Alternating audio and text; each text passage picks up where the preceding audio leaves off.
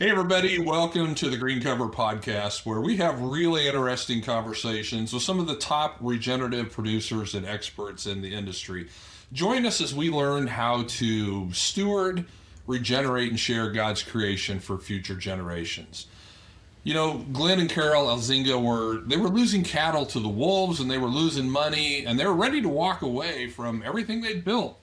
And then one day, Glenn looked up at a painting of these cowboys sleeping beside their herds on the open range, and something clicked in his mind, much like it's clicked for every great regenerative producer. What if modern agriculture, everything it told us about efficiency and technology, maybe that's working against us instead of for us? And what if the answer wasn't new technology or better system, but going back to the way that God designed the animals and the land to work together in the first place? And so Glenn and Carol, they stopped fighting creation and started working with it. And they threw out the old conventional playbook, and they took their family literally into the mountains of Idaho and began living with their cattle 24 hours a day, wolves and all. And today they haven't lost a single animal to predation in over a decade, and their organic matter levels have tripled. Beavers have returned. They're regenerating their land. And what started with 7 cows, 147 acres, has grown into a very profitable operation that can ship you the finest organic grass-fed beef that you've ever had straight to your door. So folks, if you believe that the land can do better today, better tomorrow than it is today, and that the Creator built wisdom into this land, so much more so than we give him credit for, you're going to love this conversation. My name is Keith Burns, and this is the Green Cover Podcast. And my guest today, I'm very excited about our guest today, Glenn Elzinga of Alderspring Ranch of Chalice, Idaho. Glenn, welcome to the podcast. It's so great to be here, Keith. Well, this is actually the first time you and I are meeting, but I've read a lot about you. I've listened to some of your podcasts. So before we get into kind of the what and the how of everything you're doing there at Alderspring, which is very interesting, I like to start with the why. Why is it? What drove you as a forester, your wife as a plant ecologist? What led you guys to walk away from those, good careers and buy 7 cows and bet everything on 147 acres of Idaho wilderness? I think that's a really good question, Keith. I think what it really has to do with what was flowing in our DNA at the time. Carol, had farming roots. She's from Indiana. She comes from a long legacy of crop and cattle. I come from a long legacy, probably 1,000 years of grass-based dairy in the northern province of the Netherlands. That's where my folks immigrated from. So Carol and I were both really agriculturally rooted. We just didn't think there was any way to make money in it. And besides that, we didn't really like the way conventional agriculture was going. We were both exposed to a lot of spray growing up. I remember spraying Roundup by hand out of a tank sprayer. I'm wearing a pair of cutoff shorts, Keith, and thank God I don't have non-Hodgkin's right now today, or just putting on ear tags, organophosphate ear tags. I go to bed with headaches. I'm spreading Temic on, tropical foliage plants and stuff like that, and feel completely sick, and to the point of vomiting. So all these things, they just kind of pile up in your mind, and they're bad experiences. And we say they're bad experiences in agriculture. I don't want anything to do with that. So she became a PhD plant ecologist, and I became a forester. Both of those things were kind of pretty non-chemical based. We're both ecologically minded in both of our professions. We're having a lot of fun. But here's the deal, we wanted a place to raise our kids. And so we thought, doing those kind of jobs and kids, they're not necessarily mutually exclusive, but they are in part exclusive. We wanted to be with our kids. And, we just both felt like that's what God wanted us to do. So we ended up buying those 7 cows. We had a little bit of money from those jobs, about $30,000. And so we bought 7 cows, and we bought this little place. It was 60 acres irrigated in Idaho, total of 147 acres. And, for us, we didn't know what it was. It could be a homestead, could be a hobby farm. It could also be maybe a stepping stone, the first one, to build something much bigger that was a solely agricultural enterprise. And so that was kind of the thing that got us going, and obviously we're sick of the way we were brought up in agriculture, and we wanted to find a different way. And we both came into it pretty, it was a little arrogant, because we thought, well, anybody can make money in this thing. Boy, these guys get a calf check, $50,000 at the end of the year, or $100,000. This is back, in the 90s. And we thought that was a lot of money, but we had no idea that even, just a, hard scrabble ranch could have so many costs. So many costs. I just feel like we're bleeding money all the time. And so it became very difficult to make money. So thank God we kept our other jobs. That would be a piece of advice that I'd give to somebody starting out is keep your other job. Do not quit, and subsidize your existence in agriculture while you get your feet under you. And thank God, he surrounded us with people who did know a lot, old people that gave us a lot of advice, salt of the earth wisdom stuff. And meanwhile, we were successful, Keith, because we didn't have a paradigm. We had no idea what we're doing. You're we're first generation. farmers. Yeah. So everything, there was no preconceived notions. So we could just try anything. And the nice thing is I had these two old people. We gave a lifetime estate. They retired there, sold us the place, and stayed on. And we love them. They became like adoptive, another set of parents to us. And I'd be walking past their big window that led into their kitchen, and they'd see me going by at 8 o'clock in the morning, leading a horse or whatever, going to work out on the ranch. And Ron or Francis would run out with a cup of coffee and say, "Glenn, you need to come in here for a second." And I'd go in, and I knew it was basically go to a woodshed with a cup of coffee in hand, So it wasn't so I'd sit down at that table, and Frances, she was very outspoken. She would just put it out there. Even before I sat down with that cup of coffee, she'd say, "Glenn, you're going to kill all the cows."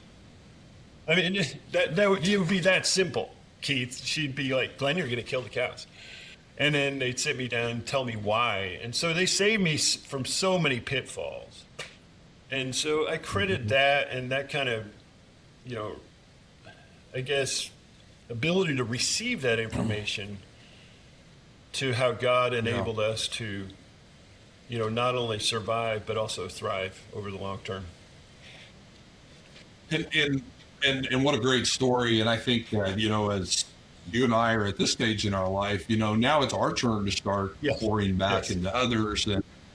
And maybe we'll get into that a little later in the conversation, because I know that, you're working with, your children and your employees, and we've got 7 kids as well, and lots of employees. And so we're pouring back into those next generations, which is such a blessing, because you're right. We have had so much help getting to where we're at. We've got to pass that on. No, and that is exactly the stage. Carol and I are both mid-60s, and that is what's laid on our heart now. Is because here's a crazy thing, Keith. We're still learning. I mean, I just have these earth-shattering learning moments, like several times a week. Still, it's like, wait, I never knew about that. Or I'll read something, and so you turn that over in your head, and it's like, wow, we got to try that with these cows, or we got to try that with this grassland. So, we're learning all these things. So even that is still super valuable to pour those new things along with all the old stuff into this next gen, give them hope. And it's not only my kids, like we have this internship program. Last year we had 19 of them. And I think it would be safe to say about half of the people that come through our internship program pursue, like at least in the short term, they pursue a life in agriculture. And they're asking the right questions, Keith. So with that, I'm like, that's pretty exciting stuff, because, you and I got the typical stature of people in agriculture in America today. I think the number is around 57.5% of American farmers, or no, I'm 100 I think it's more like 95% of American farmers are 57 and a half years old at this point of time. And what that means is we're looking at a huge transition of equity, of ownership in the next 10 to 15 years. And it's up to us to choose who those people are. Yeah, that's right. And thank you for doing that. And I love what you said about these interns are coming in, they're asking the right questions, because if you're asking the right questions, you don't necessarily have to have all the answers, and it's not your job to give them those answers. But if they're asking the right questions, God will lead them to those answers, and it might be years down the road before they get those answers. But it's so much more important to ask the right questions than to get answers for the wrong questions. No, you're right. And in fact, my favorite piece of advice, and it's not mine, and none of this is mine, Keith. I just learned this stuff along the way, talking to people and looking at nature and stuff like that. I heard this at a conference a while back.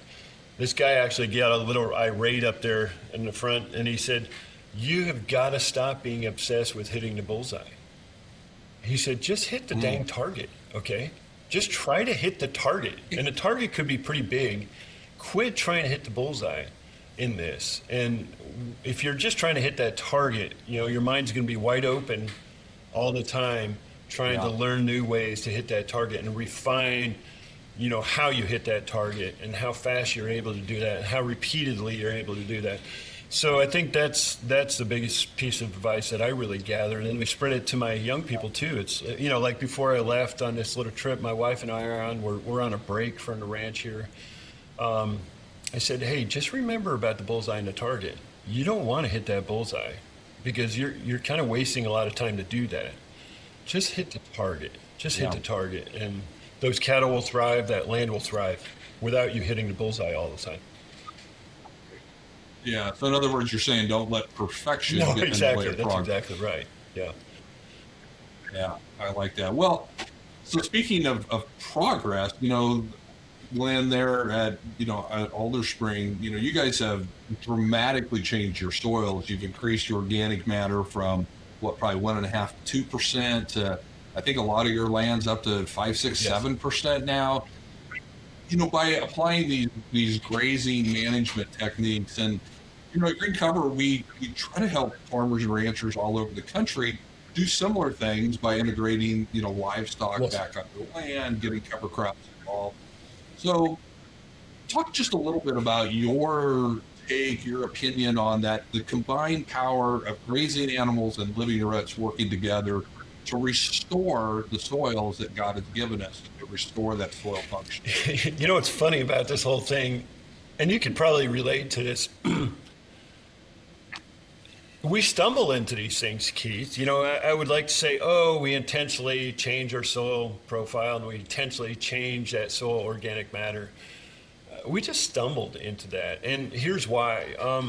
We raise grass-fed beef. We've been trying to learn how to raise good grass-fed beef all the way since the mid-90s. The first beef we actually started marketing, I killed a lot of wild game because Carol and I, when we started this ranch in the early 90s, all our money was going back onto the ground. So we just had no money. We couldn't even eat our own cattle. We couldn't afford not to put them on a truck and send them out. And so I was killing a lot of elk and deer, and that was our staple. And the thing about elk and deer, Keith, that I didn't like is they were generally lean. Sometimes you get some nice back fat, on a back strap or something like that. But sometimes, because it was wild game, and that fat would have an off flavor, and I'd be like, yeah, I do like wild game, okay, but boy, I would just die for a nicely marbled beefsteak, So here we go. We go down, and at that time we didn't really understand grass-fed. So the first cattle we raised, we put them in our corral. It wasn't like a feed yard or feed lot to say, there'd be like 40 head. We put them on grain, and boy, they would get fat. And we learned all the nuance of grain feeding there, not at a huge scale, but at a small scale. And boy, it was good.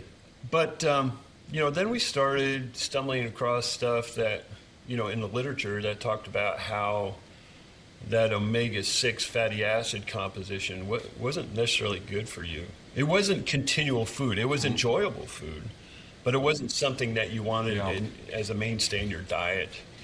And so we latched onto that. And this was super early in the days of grass-fed. I remember I called Joel Salatin on the phone. I think it was 94 or something like that. I just called him, and he picked up the phone. And I think in those days he could pick up the phone because he was, largely unknown. And I was subscribing to Alan Nation's Stockman Grass Farmer at the time. My brother turned me on to it. My brother was a dairyman in Wisconsin and had met Alan Nation and had him come out to his place. He said, "You got to read this." He said, "because this is like probably the way things are going to go." So anyway, I found Joel's number and I said, "Joel, I'm just wondering if it's possible to do this. I mean, are you finding success?" I read, he had a book called Salad Bar Beef, and it was kind of the seminal publication of how to raise grass-fed beef in America today. And I said, "Is this still working for you?" And he said, "It's working." So I asked him a bunch of pointed questions. So we went down that road, even, trying to market this directly, just a few cattle at a time. And we started selling at farmers markets in Boise. And the first question people would always ask isn't all beef grass-fed? So I had to go through that whole thing with them, But anyway, here's the deal. Going back to the grass, this is the rabbit trail I'm on right now, in my mind, is why did we get there? Why did we get to that, organic matter? Why did we get to the grazing quality we have now? And it's pretty much because I didn't like our steak, Keith. It reminded me too much of elk. It wasn't great tasting, and I'm like, yeah, this should be good for you, but yeah, I'd still rather have that marbled beefsteak that we raised before. And so it wasn't marbled. It was very lean. And, we were selling it, and we were selling it well. People said they felt better on it. But I was like, I need to try to figure out how to get this stuff to marble. So I started taking apart everything, my wife and I did, and it was kind of a struggle because, it's really hard to sell something you don't like. I'm sure we like cover crops, so that's why we can sell them. Yeah, but, you cover crops, you see results. We've been through a whole bunch of cover cropping scenarios, and you see those results fairly instantaneously. And, you can totally screw them up. But there's results instantaneously. But this beefsteak thing is a long-term problem, and you're like, wow, I don't know how to get them here. Because phenotypically and even genetically, I knew we had beef that could marble. Because, we threw them in our corral before, Keith, and it was the same genetic we were working with. Now, we were a lot more than 7 cows. We were, running about 150 head at that time. And I was like, these cattle have the ability to marble because I've seen them do it, but they're not doing it on my grass. So what is the deal? What is the deal?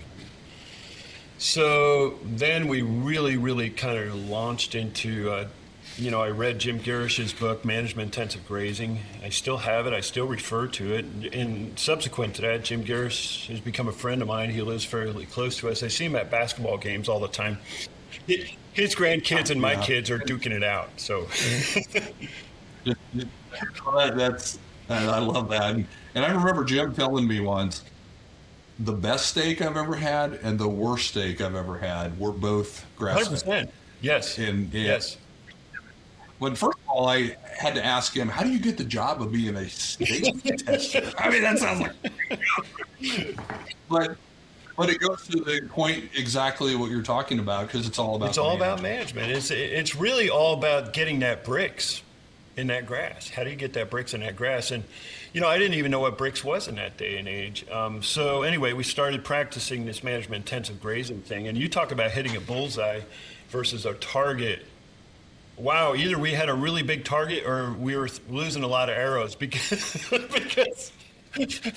were just going, boom, we didn't know what we were doing. We had no idea until, you start kind of putting it together and say, wow, I didn't give them near enough. We're way down, we're down to 2 inches here, or I gave them way too much. They hardly touch this stuff. and you start, it becomes a lot of art. And you try to calculate it, but that's even a tough road. I try to teach my crew every year how to calculate grass, and calculate dry matter on the fly. And I realize there's a lot about having a measured eye. Just coming up with that dry matter per acre per inch, just estimating that on cover density and stuff. There's a lot of art there. There's a lot of practice that, and I spent time with Jim Garish on pastures, and I swear that guy could get it down to like 10 pounds. He would say 1,250 pounds per acre per inch on this, or per acre on this stuff, of grazable forage, and he'd kind of nail it. So anyway, that took a lot to learn that, but after we started to, those cattle actually started to gain weight much better. And they started to really lay it on. Mm-hmm. And now I was seeing cattle change in their appearance and start laying body fat down in places that I had seen them do it on corn.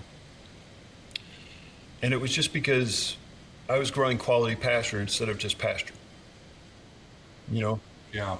And as a result, your soil improved then too. And so I'm assuming that you didn't do all this to get your soil to 7% organic matter, but that was the result of properly grazing the animals. Because I like to say, we love God's creation.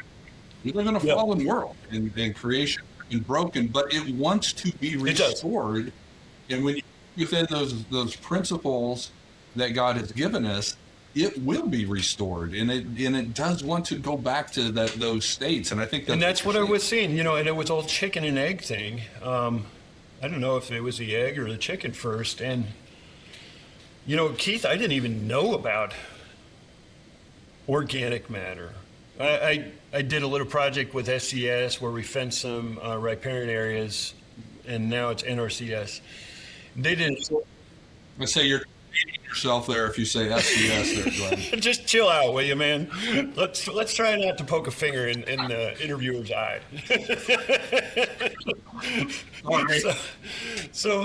Anyway, I do have hair color that's kind of similar to yours, Keith, but you might be farther along in that whitish color than I am. So I believe so. Yes. So anyway, NRCS did some tests, SCS, whatever it was, and we were in the low 2s. And that was when we first got to place. So what we actually had there was a baseline. And right about in the mid-teens, people started talking about soil carbon. And it was just beginning. The conversation was just beginning. And this is, important, I would say, to new agricultural viewers or listeners on your podcast as well. It's like, just absorb all the information you can. Just take it from all these sources, and then you can kind of meter it out and see whether or not it's something that you can apply to your operation. So that's what we started doing. We started reading about soil carbon and the importance of soil organic matter. And, I set out to try to find out where I was in that regard, because I really had no idea. At that time, people weren't even talking about the importance of it and the importance for productivity and even profitability. And, there was this whole kind of greenhouse gas stuff started to be talked about. People started talking about measuring carbon. So I had people emailing me. We're selling beef now that has some marbling, thank God, because he helped us figure that out. So our cattle are getting fat. Yeah. We're sending them online. We're getting new customers. People are very, very happy with the flavor profile. And they're happy with tenderness, and they're happy with the marbling. And they're writing me back and saying, so tell me about your carbon position. And I'm like, I don't even know what you're talking about. What's crazy, Keith, is this is just 10 years ago. It was largely something that people weren't talking about. People were talking about greenhouse gas in terms of, fossil fuel emissions, in automobiles and power plants and those sorts of things. But people were really making a connection to the potential for carbon sequestration in soil. So I set out to figure that out.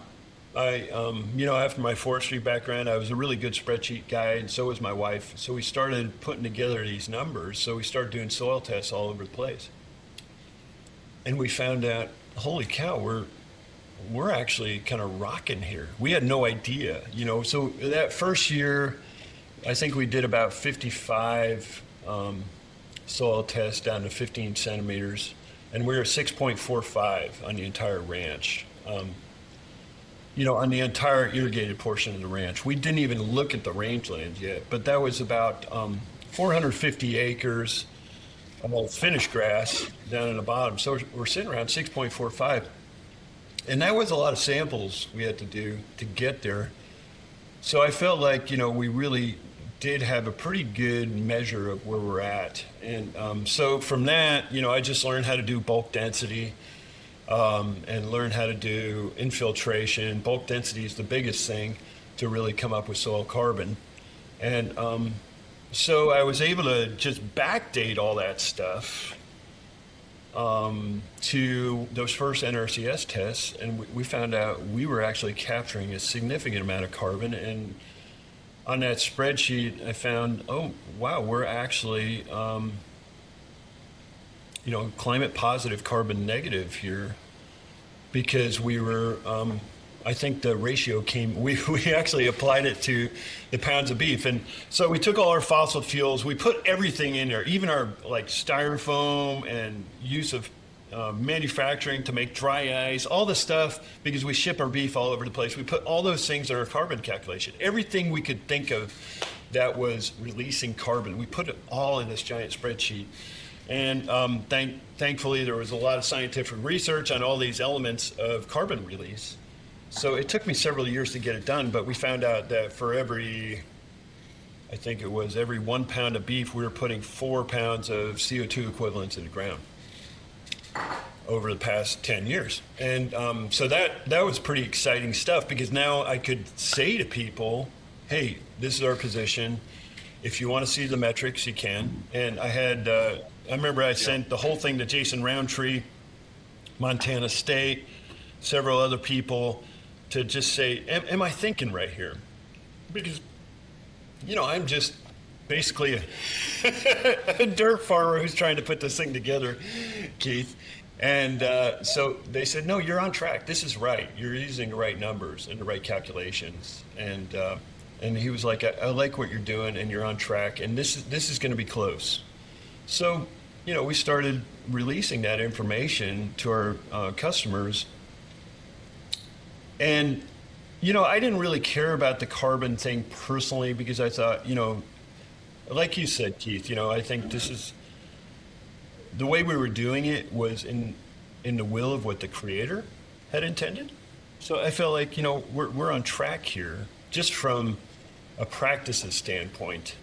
But to find out that even from a scientific assay standpoint, those things that we believed were now coming out in the soil, and we're actually seeing it. Subsequent soil tests were even higher. I think the last one showed that we're now 8.5. That was 2 years ago. We had high points. We had one area down by the river bottom in an ancient perch floodplain field, that we actually had to reestablish, into a grassland. But we took about 10 plots down there, and that field was 17.75. And it just blew us away. And that was the average. I'm curious what the individuals were. There had to be some in the 20s down there. And we graze that every year. We graze it all the time. And that was really, really exciting to see those changes, coming from that 2%. And if, I think the testament with that, to that soil biology, was above ground diversity. Because back then, when we first got the place, it was either alfalfa or quackgrass. 2 key species on my grazing ground when we bought the place in 2005. And now there's 80 species out there. And, for the listener, don't think, I got a square meter plot and there's 80 species on there. It varies by soil type. So, on a given square plot, I'll count 15 to 20 meter square, but over the whole place of that irrigated ground, we have more like 80 species. And but it's that biodiversity above ground that really adds to the biodiversity below ground. And I've read study after study that showed that, because all these, mycorrhizal fungi, for instance, they all have individual pairings to plants. And maybe there's several mycorrhizal fungi that connect with one type of grass, So you just leverage your biodiversity below ground when you leverage your biodiversity above ground. And that's really the story of what's happening here. And you talk about the creator and his intent, and I think that's exactly what's happening here. We're just getting out of the way and allowing that biodiversity to establish by grazing our cattle in a way that he made those grasses, he designed those grasses to be grazed. Yeah. That's incredible. That's fantastic. And your marketing slogan should be "Eat a steak, save the world." Because one pound of beef, 4 pounds of carbon in the soil. So I think you can really run with that. And I love how you are focusing on the diversity. 80 plants in there, and I know that up in the mountains and stuff, there's hundreds of different species, and really what we're trying to do, at Green Cover here with our cover crop mixes is to emulate that. Now we're not going to get to 80 or 100, but with annuals, we can get to 10 or 12 and have 6 different plant families in there, and that's so important. And we can introduce a tremendous amount of diversity in 60, 80, 90-day period that really just jumpstarts the rest of it. And I think, your name of Green Cover, it actually nails the whole thing. It nails it because, I can drive through southern Idaho right now, and it's kind of a potato farming, barley, sugar beet culture all across the sweep of the Snake River Plain. And you've probably been there. And if I drive through there at this time of year, I can't even tell you. It's probably 90% of the ground is uncovered right now. It's just dirt. Mm-hmm. And potatoes are legendary for extracting organic matter on steroids. There's a few like twisted vines laying underground. Other than that, there's nothing left. It's all been extracted. So when you say your grain cover seed, to me that translates to soil covering. You're covering with green. You're covering that soil with green living plants, and you have a living root in the ground. And I know a lot of people see cover crops as, it's a seasonal thing because you got these warm season grasses and these warm season subtropical annuals that are coming in here. And but the fact of the matter is, if people are doing it right, they're also going to have their soil covered over the winter.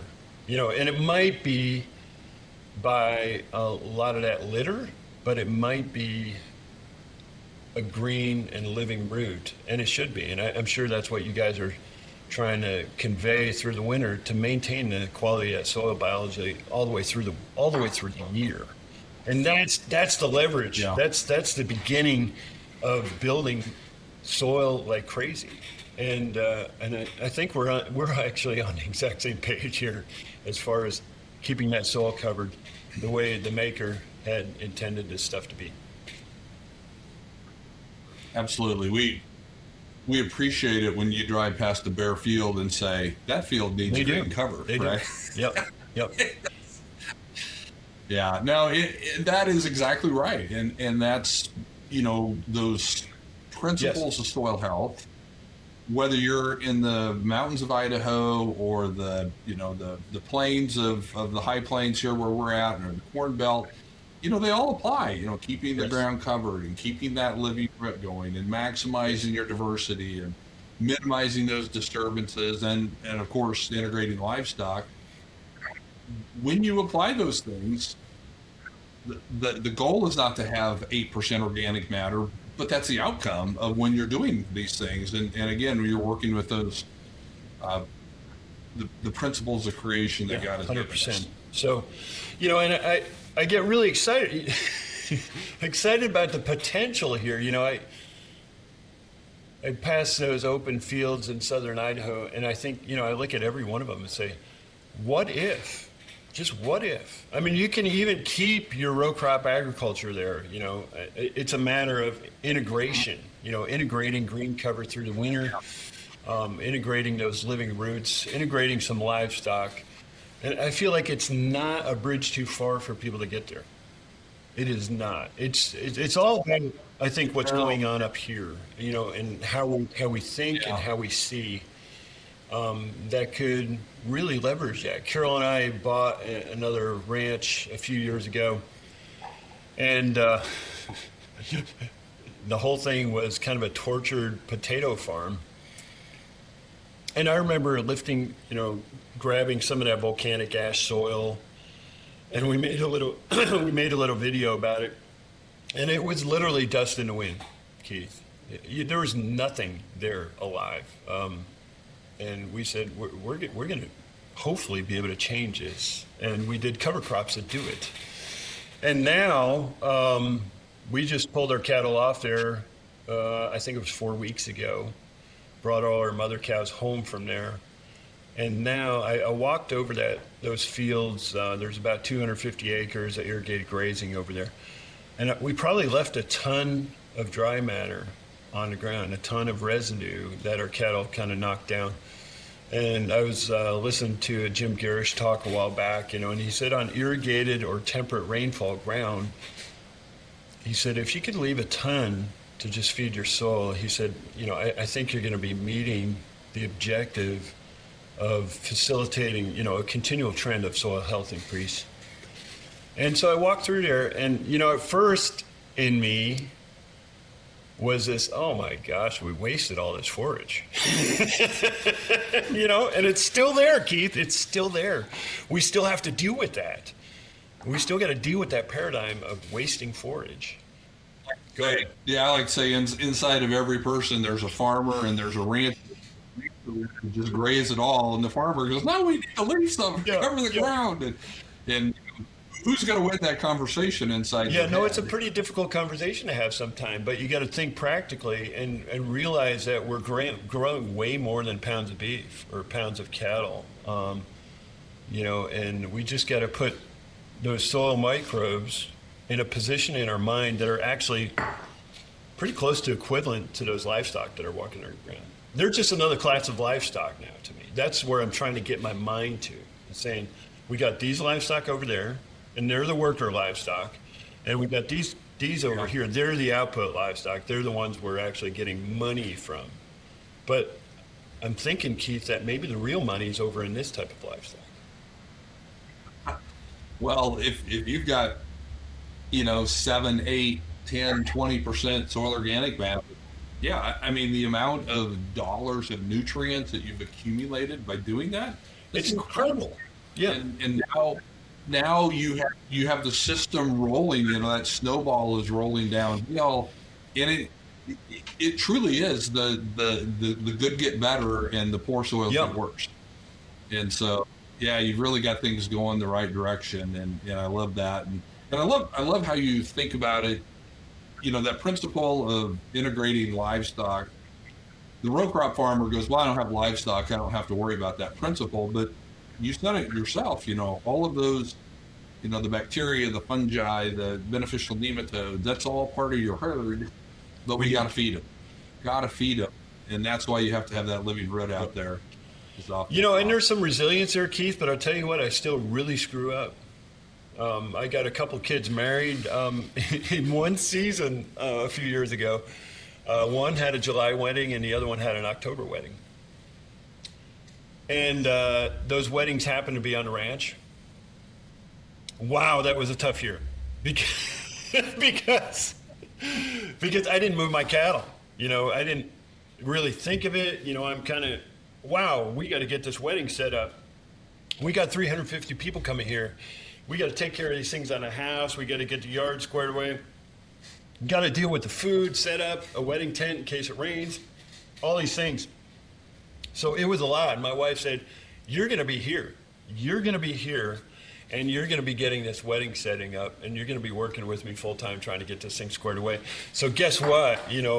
I left cattle on paddocks way longer than I was supposed to. I ate my residue and just pretty much graze it down to what they would graze it with their tongue, and it was not pretty. I was like, wow, this is a struggle, and the struggle's real.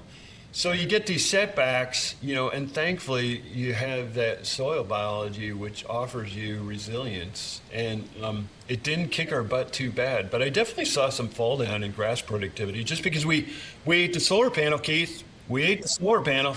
Yeah. So, I would pass that on to your viewers as well, or your listeners, and say, hey, you're going to make huge mistakes, but the thing that you've created with soil health and that biology and that biodiversity underground is you've created resilience with them. Because the thing we need to think about is that nature is also episodic. You'll have these disasters. It might be a wildfire, it might be prehistorically, a stampede of, a million head of bison. I have a record that I've read from this trapper who witnessed at least 250 to 300,000 head of bison hit the valley right next to us. And Gosh, what would that have been like?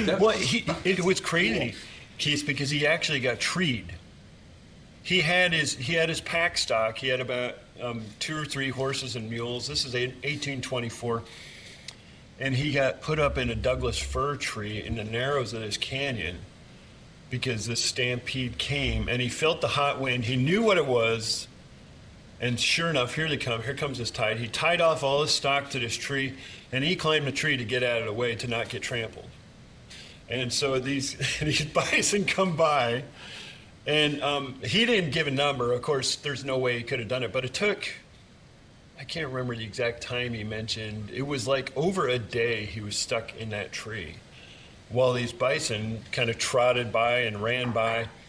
And so I just did some mental calculation. I just said, okay, I know. I went to that spot in that canyon. It was about 150 feet wide between these rocks. So all the bison had to fit through that little funnel, and then calculate bison speed and the average size of them. So the nearest I could come up with is 250 to 350,000 head of bison came back. So anyway, he survives that, gets down off the tree, grabs his stock, and he realizes they've been tied up for a whole day. They're really hungry, but there's nothing to eat because these bison went through, right? So the valley that the bison went into is called the Little Lost Valley, and we drive through it often, and it's this big, broad, high desert valley. Nobody lives in the upper part of the valley where these bison cross there. Even today, nobody lives there. It's just a wide open desert, semi-desert valley surrounded by snow-capped mountains, like 11,000 feet in height. Some of the highest mountains in Idaho ring this valley. So he knows the country, and he trots down into that valley thinking he's going to find some graze for these animals, for these mules and horses. And Keith, there was nothing left. There was nothing left. This valley is 20 miles up and down and about 10 miles wide. There is nothing left. And you talk about episodic influence of nature. Those kind of things happen, and we got to realize, it wasn't a steady state, time by my watch and calendar grazing scenario that nature had.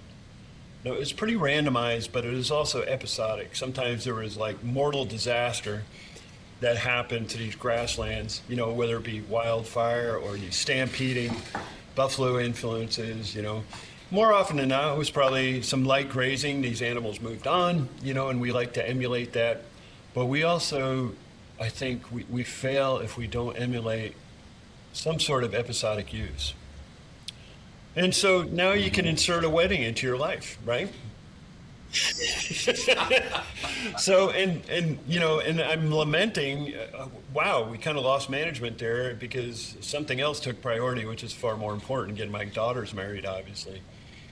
But it's been really fun watching what happened subsequent to that. That was 3 years ago. And I've dealt with some crazy things. We exposed all that mineral soil to the ground with that short grass. And so we had a thistle epidemic like crazy last year. Canada thistle it's like, holy cow, what just happened here? And I realized I just rolled back the clock in my head and said, oh, it's because we had soil exposed, and it still was really good ground cover. My plant cover on that soil was probably around 99%. This is my 17.75 organic matter ground. So plant stocking is really, really good, but if you let enough solar energy down onto that soil profile, we all have Canada thistle seed, right? Guess what? It's going to express. It's going to express. And so my wife and I didn't know what to do, so we went out and mowed all that thistle because the cattle wouldn't eat it. It was 4.5 feet high. These are good soils. Some of this Canada thistle was 5 feet high. And I was just crying because it's like, wait, this is my best graze here. I can shorten my rotation here to 25 days because these grasses crank, they're way into that, stage 3 that I want to graze in. And this thistle just took it all over. And we're just lamenting it. I got 2 old swathers. We're not big equipment people. We have very little equipment. But these 2 1980 swathers, we went out there, my wife and I did, and we just cut it down. And with a swather, you can go through some thistle, right?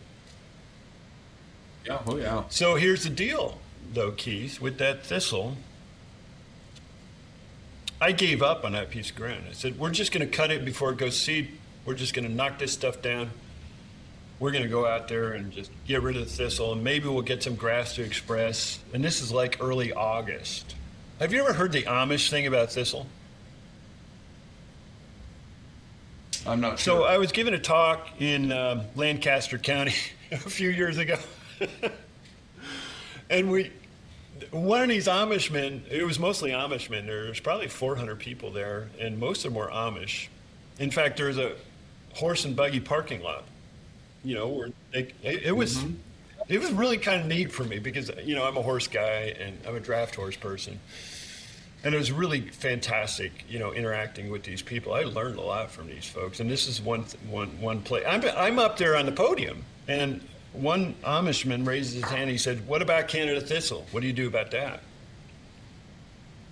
And I said, "Wow, that's a tough nut to crack." He knew I was organic. We don't spray it. And I said, "Well, you can graze it early." He said, "But you can't later. They won't eat it." And I said, "You're right. Canada thistle is a tough nut to crack." And anyway, I had this other old boy raise his hand in the back, and I pointed to him. He was an Amish guy as well, a plain guy. And he stands up and he just says, "Cut it in May, you'll make fine hay. Cut it in June, you're cutting too soon. Cut it in July and watch it die." And he sat down. Okay, that was the whole thing. That was the mic drop moment right there. And I just shut up. I mean, what are you going to say to that, Keith? What are you going to say? It's like, thank you.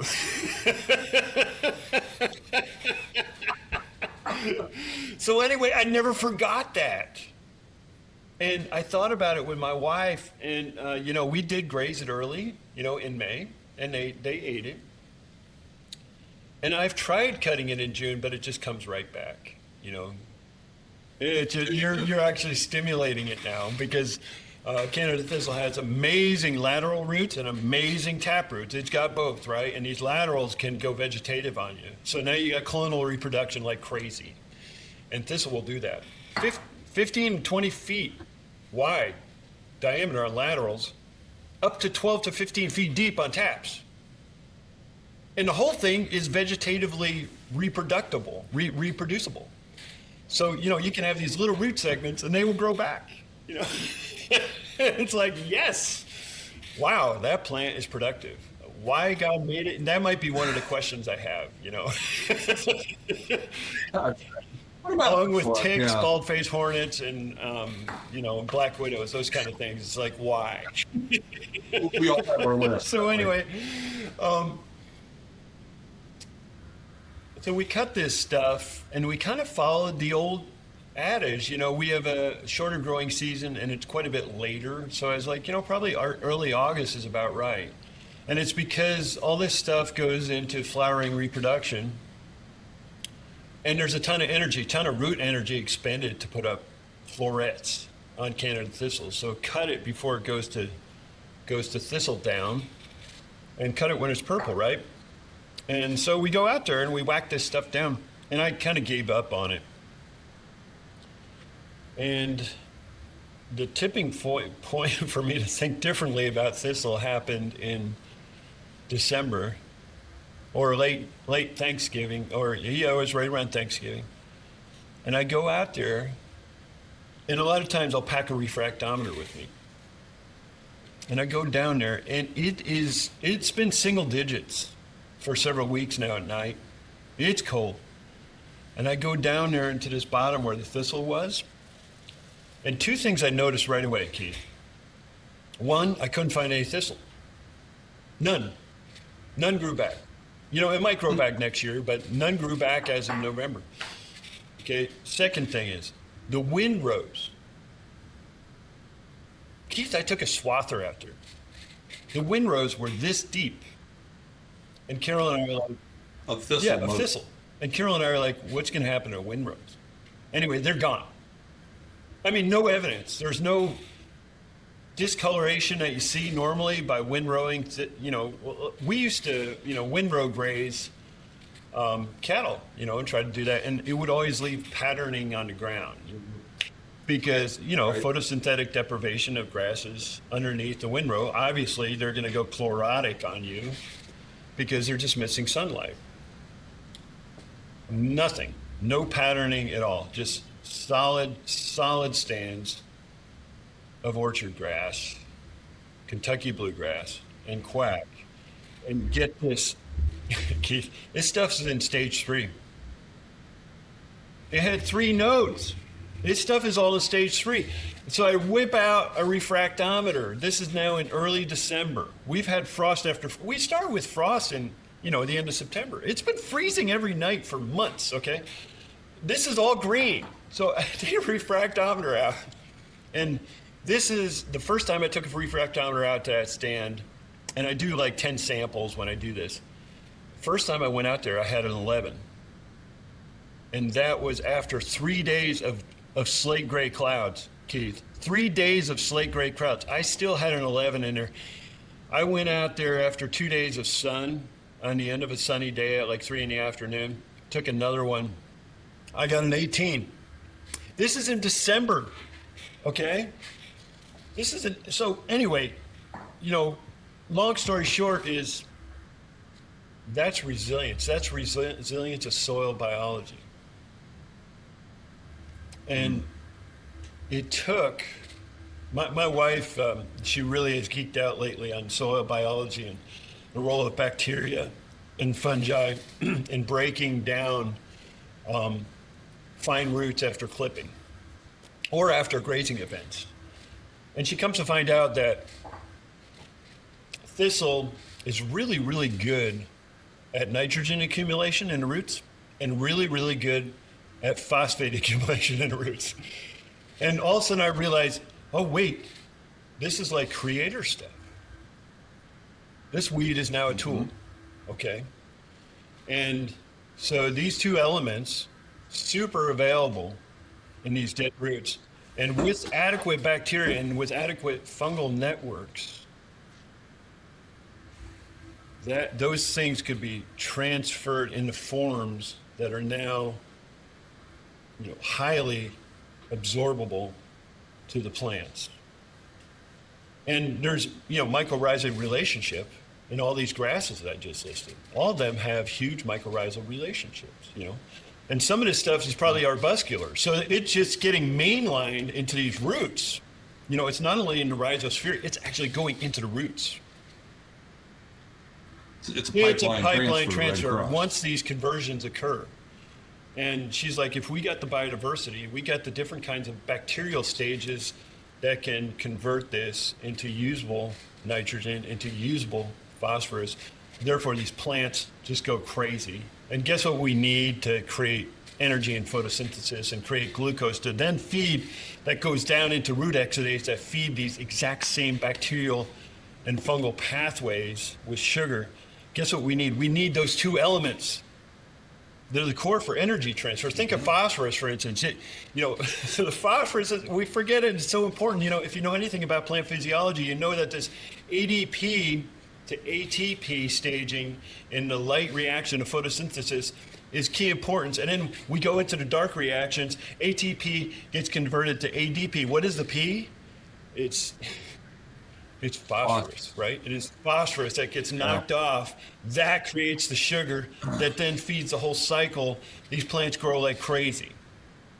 We're facilitating the solar panel like crazy. So what I realized, all this was designed. And all we had to do to facilitate it was cut down a stupid thistle. And it took only 2-3 days to do it.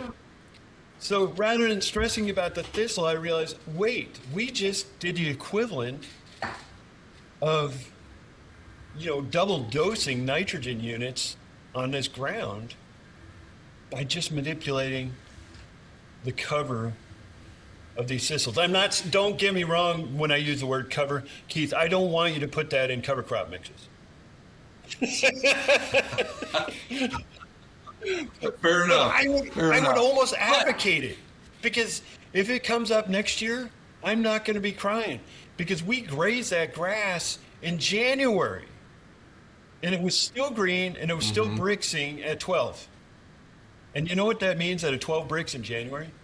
It means I don't have to feed a blade of hay. We didn't stop grazing this year, our finished cattle, until the first week of February, because I was still getting good bricks. There's 3 tests that I take to know whether or not I have to feed hay to my cattle. First one is I do a bricks and see, do I still have sugar out there? Is sugar present? Because you got to have that sugar. You got to have convertible energy to create fat in these cattle. Otherwise, you're not going to have intramuscular fat. Intramuscular fat is that fine marble fat that we like to see, in the lean part of a ribeye. You like to see that spiral all through there.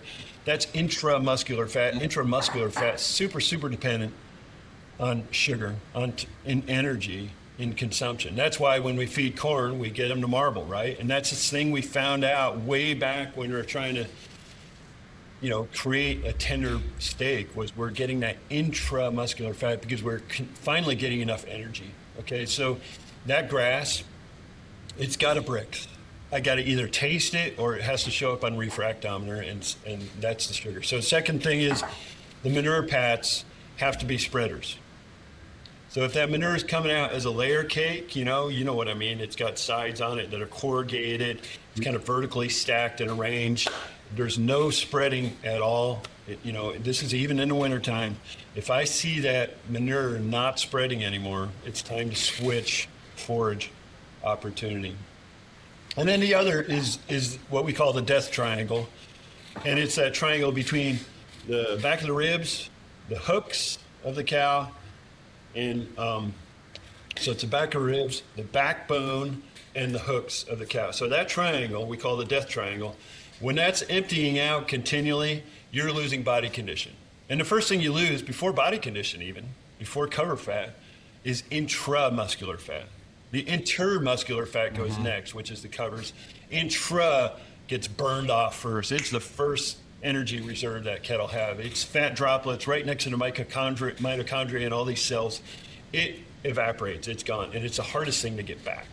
So if we have that sugar and we have that fill, and we have manure showing that we're not eating more fiber than digestible nutrients, we're winning. So they went past all those tests until I think February 7.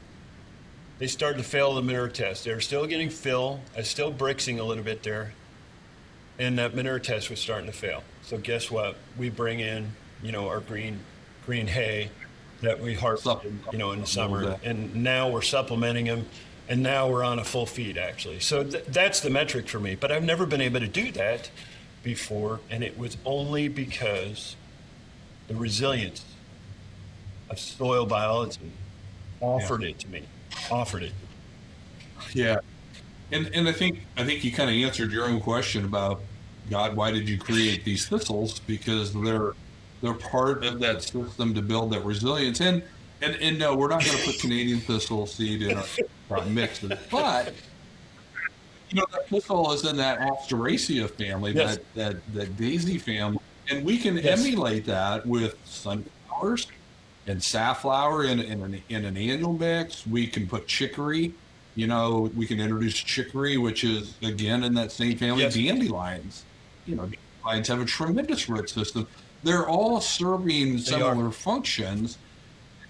And so again, that's what we try to do. What can we learn from nature, and how can we emulate that? In this short window of where we might be able to get an annual cover crop mix in, or in introduced pastures, how can we introduce some of these forbs back in? Because far too many of them are almost monoculture grass, and not nearly enough forbs. And so how can we help bring that back in? So amen to that. The love forbs are such a huge component, and we've gotten a little myopic on especially we use these words that say we are grass finished, and I'm like, no, you better not be. You better be grass and forbs finished, because there's so much there's so many things they offer that just don't exist. You talk to like a guy like Dr. Fred Provenza or Stefan Van Vliet, and you talk about phytochemical richness, it goes way beyond grasses. It's the forbs. It's the forbs who are really telling that phytochemical story in a big way and delivering in spades. So we have to be thinking about it. But Keith, I do want to say that if I put in an order with green cover, I don't want you to think you can put Canada thistle in mine. Okay, you might not. You add that yourself. Farmers are always welcome to add their own seed to our blends. I have more than enough. I have more than enough seed out there. So, yeah, it's interesting because we've started doing tissue testing of our cover crops when they kind of get to what we think is that late vegetative, early reproductive stage, kind of when they're at their peak of value as a cover crop. And we're going to continue to do this, but we're simply pulling a tissue test, sending it into the lab, and getting a full feed / nutrient analysis of it. Just trying to see, okay, if I want to cycle this in my ground, what cover crops do we need? But what's really interesting, and we just have a couple years of data, so we're going to continue to do this. The grasses are almost never the highest ones in the percentage of these nutrients, and especially the minerals. It's always the broadleaves, and it's not even the legumes mostly. It's the brassicas, it's the flax, it's the sunflowers, it's the sugar beets, it's the safflower. And those are the forbs. Yes. Those are the forbs that are really doing that heavy lifting. Now, the grasses produce the tonnage, and so overall, they may contribute more of these minerals because they have 10 times the biomass. But from a individual plant perspective, those forbs, those broadleaf plants are so important. And that's where all that plant diversity comes from too, because all legumes, one plant family. All the grasses are one plant family. When I can do sunflower and buckwheat and flax, and now I'm adding up multiple plant families, and that's where the real magic it really of diversity does. comes. Yeah, and I see that on the range too, Keith. A lot of times I'll get off my horse, and it's just fascinating seeing what these cattle eat. And I will say this, and I think this relates even to the cover crop thing. I think a lot of our sugars, that are important for fat development in these animals are coming from the grasses. But I would say a lot of their nutrition, especially their their maintenance medicinal nutrition. I was with Dr. Fred Provenza up there on our range, and I'm looking at him, and he's looking at these cattle grazing. We're just watching them graze, and we're not saying anything. And I said, what are you looking at there, Fred? He says, I'm watching that steer browse that bush. And it's a bush that I would have never thought would be in their grazing in their grazing choice. You know, I mean, I got about 2,200 species up there. Probably of those, 500 to 1,000 are ones we would consider grazable. And it was very atypical, you know, and I'm watching him eat this, and he's kind of going after it with abandon. I said, what is the deal there, Fred? And Fred says, well, there's tannins in there that he's probably seeking. And then the steer transfers to another plant. It's another forb. And I said, what's in that one? He said, well, there's medicinal compounds in that. They're self-medicating, and they're doing it preventatively. And he said their palate is resonating with this, and that's why they're grazing these plants. So I think you're absolutely nailing it. I think a lot of the energy comes from those grasses, indeed, you know, because they're the ones I can taste the sugar on. But when I go up there and watch them grazing all these forbs, I'm picking up all kinds of weird chemicals. You know, some are very bitter, some have this kind of tannic feel to them, and some of them are almost objectionable to me. It's like, wow, that is so intense. So it's very salty or whatever. I don't really want to swallow that. That's probably toxic to a human, but yet I see them eating it. And, you know, with that, we get a great expression of plant flavor in our beef. You don't identify it as such, but when you eat a ribeye, you're like, wow, that was really good. And that really resonates with my palate. That was a good ribeye. You know, I've eaten a lot of grain-fed steak, you know, especially lately, and I think it's because they switch into DDGs. You know, I'll travel and I eat a steak in a restaurant, and it's like, wow, I don't feel really good after eating that steak. In fact, I'm going to stop eating it. I'm going to leave the fat on the plate because the fat is a little objectionable. I'm not having fun anymore. But I don't have that with beef that's raised like ours, and it doesn't have to be just ours. You know, I have friends in the business as well. They're raising them just like we are. And there's a resonance there, and you're like, wow, I want that whole steak. But after that whole steak, I don't want another one because I'm totally satisfied. My palate has been satisfied. And I think that's exactly how these animals are operating.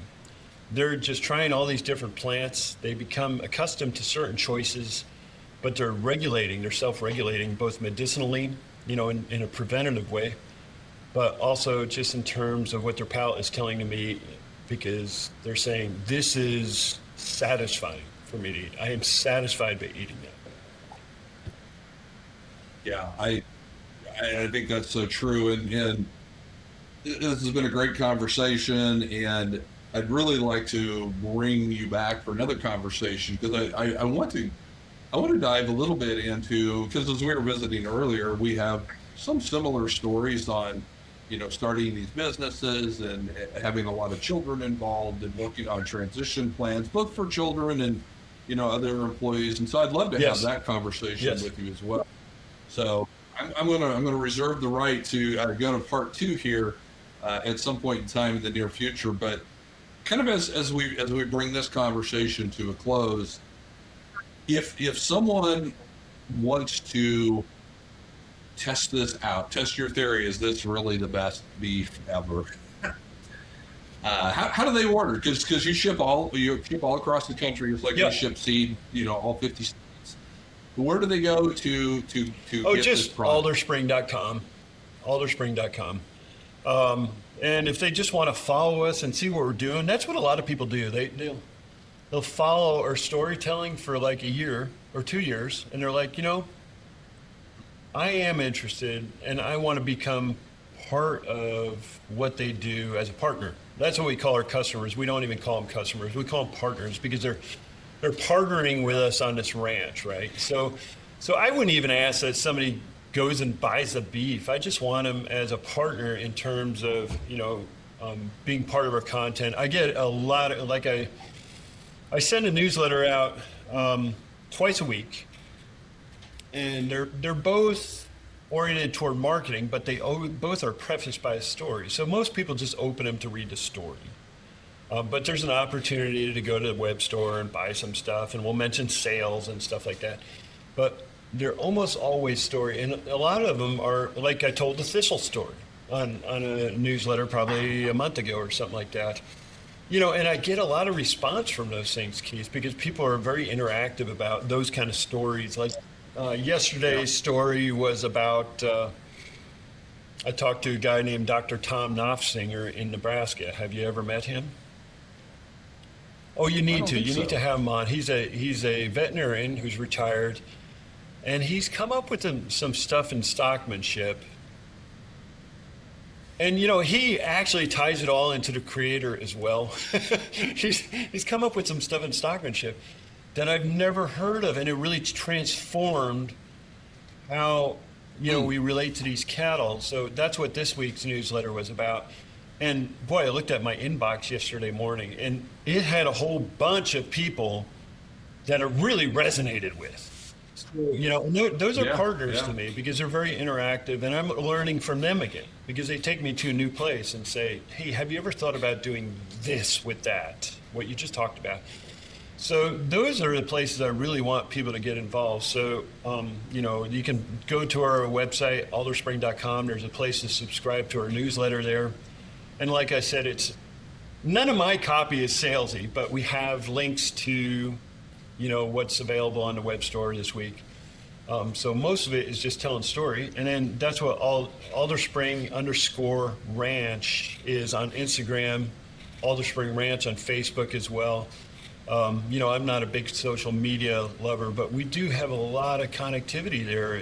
There's, I think, 124,000 people following us on Instagram right now. And we get a ton of interaction. And, a lot of people say, oh, Instagram is so toxic and there's all these trolls. And yeah, there's trolls, but there's so many fantastic interactions we've gotten from there. And a lot of them are young people who are seeking a path forward in agriculture for themselves. And I'm like, let's put it out there for them. Yeah, people may perceive Instagram as toxic or TikTok as toxic, but hey, if we're Well, it can all be toxic. They're all tools that can they be are used for good. they are Or and it's so positive anything because else. you get this engagement. And you know what the main thing is for me, Keith, on those things is I want to offer hope. Because we're pessimists in agriculture. I've been in those coffee shop conversations all through the Midwest, and even here, it's not good. And especially today, prices are not great in the commodity sector, the corn and beans market, and it's pretty tough. These guys are actually wondering if they can buy a cup of coffee, and stay in business and do that all winter, like they've done for decades. So there's a lot of disillusionment. There's a lot of, just the thought of possibility is evaporating from agriculture right now. And you and I and others like us, we need to go out there and provide hope. It's like, yeah, it's not the same. It's not the same as it used to be. But there's a more hopeful possibility than I've ever seen before in agriculture. And it's today. It's right now. It's happening right now. Yeah, that's great, and Glenn, I really appreciate what you and Carol and your daughters and the whole crew is doing to bring that hope to not only to people's plates, but to people's minds. And with your internship program, even providing real world experiences and doing that. So I really appreciate you joining us. And like I said, we will be reaching out to do a part 2 because there's so many more things I want to visit about. But I do need to kind of pull this together here. So thank you for joining us, folks. Go to alderspring.com. You can join their newsletter list, order a ribeye, and then let Glenn know if that's the best piece of steak you've ever had or not. So thank you, Glenn. Thank you, everybody, for joining this episode of the Green It's Cover been great, Podcast. Keith. Thanks so much for having me on, and it was a great discussion. I feel like you and I could talk for hours, so we do need to end this. And I also want to thank you for what you're doing because, we're selling beef, but you're actually spreading hope directly. With every seed you send, you're spreading hope to those people. And that's such a cool thing. Every seed you spread is not only hope in itself as a plant, but you're actually providing hope to agriculture with every one of those seeds with green cover. And green cover is what it means. It's green cover, and it's everything in agriculture today. I appreciate that, Glenn. All right, Thank thanks, you so partner. much. Take care. My brother and I started Green Cover in 2009 because we understand what it's like to be a farmer starting out on the journey to improve soil health. We saw the power of plant and biological diversity on our own farm here in Nebraska, but we found that it was difficult to get the right cover crop seed mix. We also learned that there was a big learning curve in successfully implementing cover crops. That's why we build Green Cover, so that farmers like you can access the highest quality cover crop seed put into the right diverse mixes, along with the technical advice and the educational resources to help you successfully implement cover crops on your own operation. So contact us today and we'll help you with the right cover crop mix for your farm or ranch so you can regenerate your portion of God's creation for future generations.